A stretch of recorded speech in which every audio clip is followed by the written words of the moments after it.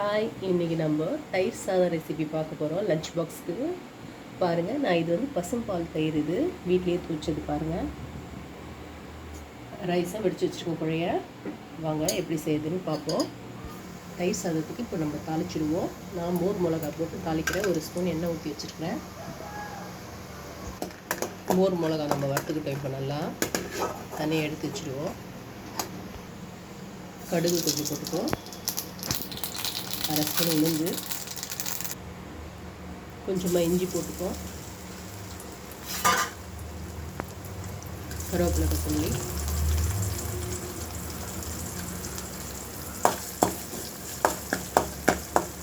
நல்லா வதக்குங்க. கொஞ்சமாக பெருங்காயத்தூள் போட்டுப்போம்.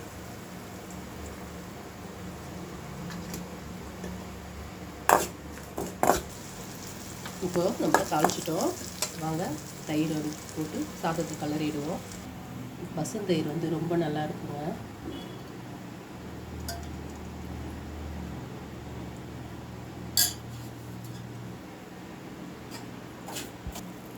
நம்ம தாளிச்சதையும் கொட்டி சேர்த்துப்போம். இதுலேயே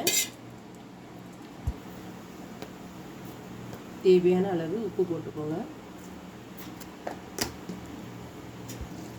இப்போ நம்ம கலரி லஞ்ச் பாக்ஸ்க்கு ரெடி பண்ணிடுவோம்.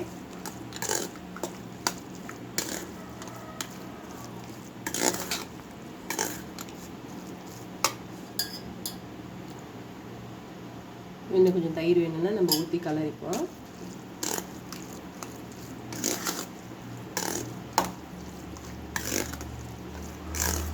நம்ம லஞ்ச் பாக்ஸ்க்கு ரெடி ஆயிடுச்சுங்க தயிர் சாதம்.